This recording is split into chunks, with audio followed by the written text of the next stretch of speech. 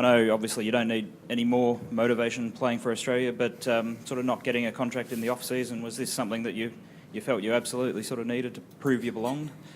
It wasn't really a contract issue, to be honest.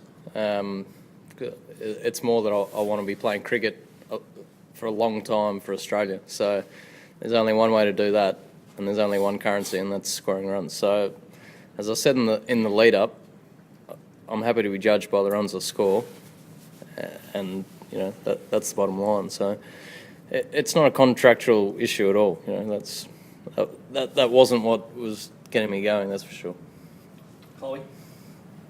Ed, was there anything that you sort of changed to enable you to bring that freedom to Test cricket that you'd previously, I suppose, shown at domestic level but hadn't been able to kind of, show at this level?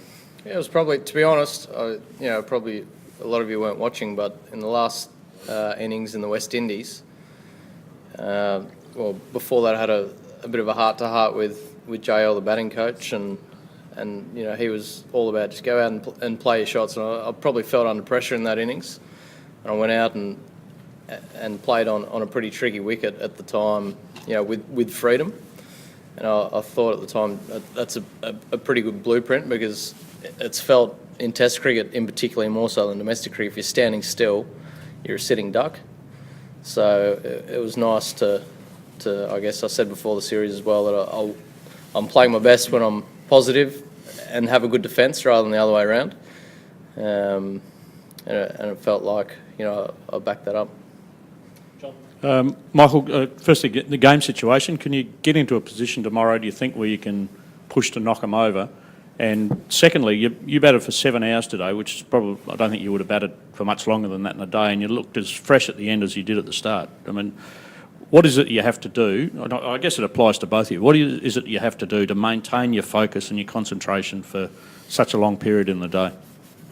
First part of your question, I definitely think we can have a crack at winning. I think the key is tomorrow morning to be nice and positive and see how we go leading up to lunch, and then I think give ourselves a couple of sessions to try and bowl South Africa out.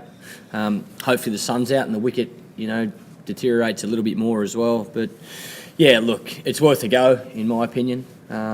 We want to try and win. We're in a pretty good position now, so we'll start nice and positive tomorrow, and we'll take it from there.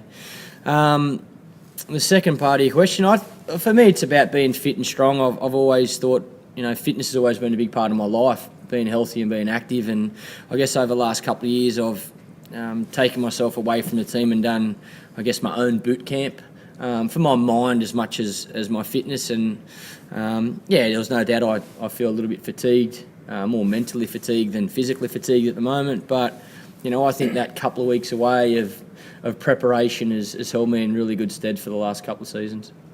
Chris? It's a year today since Peter Roebuck died. Was that on your mind at all today? And does that make the timing more special of your century? I'm well aware of the date, and had the conversation with my wife this morning on a earlier than normal walk, because I couldn't really sleep. So it was this day last year as well that started last season for me, having found out the news that he'd died.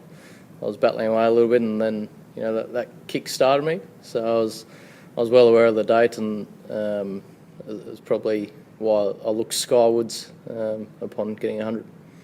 Just talk briefly about what he meant to your career in your younger years. Oh, he was a coach and a mentor, and someone whose advice I valued very dearly. Michael, you goes without saying, obviously you need wickets more than runs at the moment. So does that, I suppose, suggest you might declare probably earlier than some people might think tomorrow? And secondly, I suppose, South Africa, the bottom line is that they're 1 for none already, I guess, aren't they, losing Dummy? We'll wait and see what the weather's like. I'm hoping, like I say, the sun's out and the wicket will deteriorate a little bit more. The wicket's still pretty good for batting though, so we're going to need to maximise our time to have a chance of bowling South Africa out. We're going to need a lot of things to go our way as well, but like I say, I think it's worth having a crack at trying to win. When we declare, I'm not sure. Let's just see how we go in the morning, I think. Stay at the front. Michael, the South African bowlers obviously ran into some very determined and very good batting today. But what do you think they might have done differently if they wanted to be more successful today? That's a brilliant question. I thought I did a great job today. Less bounces. Yeah, look, as we seen when we bowl, the wicket's pretty good. I think the Gabba generally, it's quite hard to start your innings, but once you get in, it's a beautiful wicket to bat on, quite a fast outfield.